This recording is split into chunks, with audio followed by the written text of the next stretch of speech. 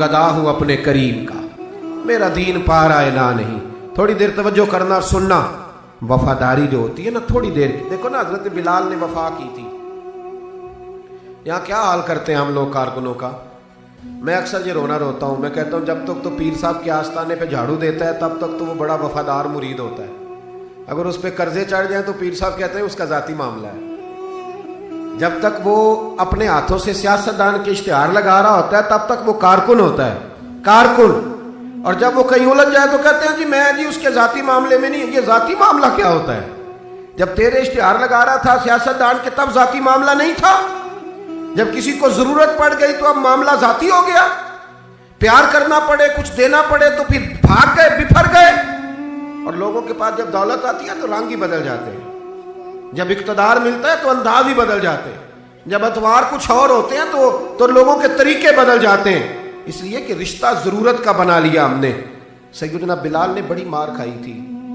کوئی بتائے حضرت بلال کو گورنری کا لالچ تھا؟ حضرت بلال حبشی کو کیا لالچ؟ بڑی مار کھائی. اور یارو بڑی ساری کھائی. ایک تو وہ مار ہے نا جو عبداللہ بن جدان مارتا تھا، امیہ بن خلف مارتا تھا، ایک تو وہ ہے. اور حضرت بلال جب دروازہ رسول پہ آئے تو بخاری مسلم میں موجود ہے. حضرت بلال نبی پاک کے مہمان آتے تھے تو خود قرضہ اٹھا کے لاتے تھے. اور ایک وقت ایسا بھی آیا کہ قرضے اتنے زیادہ آ گئے تھے کہ یہودی نے کہا کہ بلال تو نے بڑے سارے پیسے قرض لیے ہوئے ہیں، تو اگر اب تو نے پیسے نہ دیے تو میں تمہیں پھر سے باندھ دوں گا. حالانکہ وہ سارے نبی کریم کے مہمانوں کے لیے قرضے لیے تھے. حضور کے ذاتی کام کیے ساری زندگی ذاتی. یارو یہ جو لوگ ہوتے ہیں یہ بڑے شاندار ہوتے ہیں، ان کو کوئی لالچ نہیں ہوتا. جن لوگوں نے اس محفل کے اشتہار لگائے ہیں ان کی تو اشتہار پہ فوٹو نہیں لگی ہوئی. لنگر کھلا رہے ہیں ان بیچاروں نے. تو وہ ایک نقیب محفل ملتان میں نا ایک دفعہ پیار چلتے ہیں نا دوستوں سے، مجھے غصہ بڑا کم آتا ہے تو کبھی آ جائے تو وہ چلو آ بھی جاتا ہے.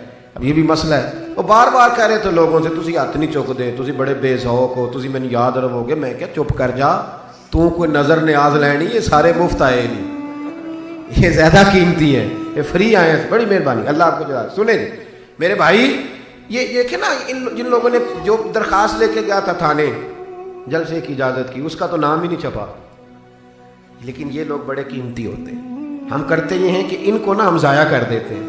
چاہیے اب ہماری مسجد میں جب محفل میلاد ہوتی ہے تو جس نے 1.5 لاکھ دیا نا وہ اسٹیج پہ بیٹھا ہے، اور جس نے سارا سال مسجد میں جھاڑو دیا اس کو میلاد والے دن کسی نے پوچھا ہی نہیں. حالانکہ اس بندے کی صدارت میں جلسہ ہونا چاہیے تھا جو روزانہ مسجد میں جھاڑو دیتا ہے. اس کی صدارت ہونی چاہیے تھی تاکہ پتہ چلے کہ رسول اللہ کے غلام میلاد کے موسم میں غریبوں کو عزت عطا کرتے ہیں. لیکن ہم نکل جاتے ہیں، ہمارا ماحول نہیں، مزاج نہیں. حضرت بلال نے نوکری کی، سارا دن نبی کریم کے کام کرتے، سارا دن. تھوڑا سا ٹائم بچ جاتا نا، کہتے حضور کوئی حکم تو نہیں؟ ملا رومی نے لکھا کوئی حکم تو نہیں؟ حضور فرماتے نہیں، سارے کام ہو گئے. حضور میں تھوڑی دیر کے لیے جاؤں؟ جائیں. 1 دن بھی، 2 دن بھی، 3 دن بھی. حضرت انس بن مالک کہتے ہیں ایک دن میں نے پوچھ لیا، میں نے کہا حضور یہ بلال چھٹی لے کے جاتے کہاں ہیں؟ شادی تو کی کوئی نہیں تھی، ابھی گھر تو تھا نہیں، تو یہ جو آ کے کہتے ہیں کوئی کام تو نہیں میں جاؤں؟ تو محبوب نے فرمایا جب یہ مجھ سے پوچھ کے جاتا ہے نا کوئی کام تو نہیں جاؤں، تو پھر سیدھا سیدہ فاطمہ کے گھر جاتا ہے. تھوڑی دیر بیٹھے دی، اللہ آپ کو جزا تشریف رکھے. یہ سیدہ فاطمہ کے گھر جائیں گے، اب یہ وہاں جھاڑو دیں گے. اب بیٹھے دی، اللہ آپ کو برکت دے، جزائے خیر. تشریف رکھے، اللہ تعالیٰ آپ کو برکات دے. پیچھوں کے لیے مسئلہ بنتا ہے، تشریف رکھے. اب یہ نا سیدہ فاطمہ کی چکی پیسیں گے. یعنی کوئی ٹائم بچ جاتا تو وہاں کتنی نوکری کی حضرت بلال نے، کتنی ڈیوٹی کی کہ نہیں کی. لیکن کسی عہدے کے لالچ کے لیے، کسی منصب کے لیے، کسی فوٹو کے لیے، کسی صدارت کے لیے. لیکن میرے محبوب نے بھی جب اعزاز دیا نا تو پھر کمال ہی دیا. پڑھیے ترمذی شریف. حضور آئے نا معراج سے واپس. میں جلسے سے دیر سے جاتا ہوں نا تو میری ایک بیٹی ہے، وہ جب میں نکلنے لگتا ہوں کہتی آج دیر سے آئے تو دروازہ نہیں کھولنا. روز ہی دیر سے آتے ہیں، تو جب رات کو جاتا ہوں تو سب سے پہلے وہی کھولتی ہے. آ گئے آپ. اب بندہ جب سفر سے واپس جاتا ہے تو پہلے بچوں کی بات کرتا ہے، بیٹوں کی. محبوب معراج کے سفر سے واپس آئے، لیکن سب سے پہلے جو بات کی وہ حضرت بلال حبشی کی. سب سے پہلی بات سیدنا بلال کی. مجمع میں بٹھا کے، مجمع میں حضرت بلال کو مجمع میں بٹھا کے فرمایا کیا عمل کرتا ہے بھائی تو بلال؟ عرض کی حضور کیا ہوا؟ فرمایا بتا کیا کرتے ہو؟ کون سا عمل ہے جو زیادہ کرتے ہو؟ کہا حضور حکم کریں۔ تو محبوب فرمانے لگے جب میں جنت میں گیا ہوں نا معراج کی رات، تو میں نے وہاں تیرے قدموں کی آواز سنی ہے۔ جنت میں تیری اب کس نے ذروں کو اٹھایا اور صحرا کر دیا، اور کس نے قطروں کو ملایا اور دریا کر دیا؟ یہ کس کی حکمت نے یتیموں کو کیا در یتیم اور غلاموں کو دنیا بھر کا مولا کر دیا۔ ایک بڑی عجیب بات لکھی ہے ابن اسحاق نے، کہتے ہیں کہ جب فتح مکہ ہوئی نا، ظہر کا ٹائم ہوا، تو نبی کریم علیہ السلام نے فرمایا چلو ابھی اذان پڑھو، بلال کو بلاؤ۔ تو جو ہے میری بات پر سنیں اور یاد رکھیں، حضور نے فرمایا بلال کو بلاؤ، اذان پڑھے۔ تو ایک شخص نے حضور کے کان میں مشورہ دیا کہ یا رسول اللہ صلی اللہ علیہ وسلم، کافر تو پہلے ہی سارے جل گئے، مر گئے، فتح مکہ ہے، تو کچھ لوگ حضرت بلال کے بڑے دشمن ہیں، تو یا رسول اللہ صلی اللہ علیہ وسلم بلال یہ ہمیشہ پڑھتا ہے، وہی پڑھیں گے، تو آج نہ کسی اور کی ڈیوٹی نہ لگائیں اذان پڑھنے کی، فتح مکہ کا موقع ہے، چلو کوئی اور پڑھ دے۔ یہ روٹین میں جب پروگرام ہوتے ہیں تو تب تو مقررہ امام بھی نہیں نا جماعت کراتا، چلے کوئی بزرگ آئے ہیں وہ کرا دیں، آج موقع ہے، بری بھی بات کوئی نہیں۔ جس نے مشورہ دیا خلوص کے ساتھ دیا، حضور کوئی اور نہ آج پڑھ دے۔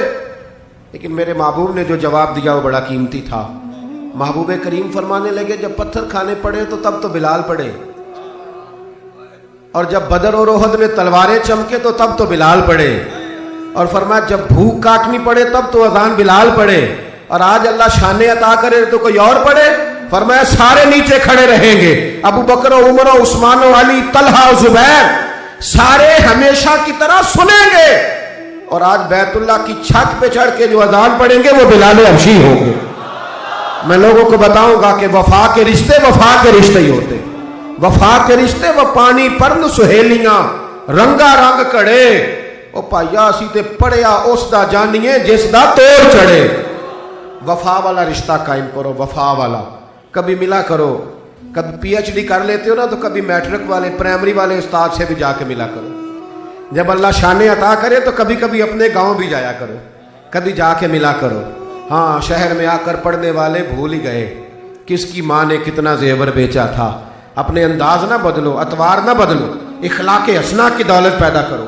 یہ جو ہم ٹوٹ گئے ہیں نا، امیروں کی سوسائٹیاں الگ ہیں اور غریبوں کی جھونپڑیاں الگ ہیں، انہوں نے بڑی تفریق پیدا کر دیا معاشرے میں۔ لوگ تو جنازے پڑھنے چھوڑ گئے ایک دوسرے کے، لوگوں کاٹ دیا، جس کے پاس پیسے زیادہ آئے، اپنے بھائی کی بچی غریب بیٹھی ہے رشتے کے لیے، اس کو وہ رشتے ڈھونڈ رہا ہے، کہہ رہا میرا کوئی میرے اسٹیٹس کے لوگوں میں رشتہ کرا دو، تو رشتے والے نے کہا وہ تیرا اپنے بھائی کی بھی تو بیٹیاں نا، تو وہاں کر لے۔ کہتا نہیں وہ جب شادی کرے گا نا تو میں تعاون کروں گا۔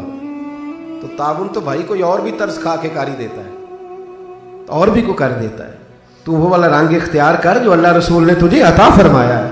ہمارے معیار میں وہ وفا نہیں، وہ حسن نہیں، یہ میری طرح کے لوگ جن کو اللہ بڑی شان عطا فرماتا ہے، دین کے نام پر بڑا نوازتا ہے، لیکن لب و لہجے میں کئی دفعہ سختی آتی ہے، کئی دفعہ احساس نہیں ہوتا کہ ہم کیا کر رہے ہیں۔ اعلیٰ حضرت فاضل بریلوی بھی فرمایا کرتے تھے لوگوں نبی پاک کے وفادار رہنا، فرشتے بھی تمہاری عزت کریں گے۔ کیا فرمایا؟ کہنے لگے فرشتے بھی کرتے ہیں تعظیم میری، فدا ہو کہ ان پر یہ عزت ملی ہے۔ اکرام کرنا، کبھی بھی اپنے نفس کو نصیحت کرنا، کبھی بھی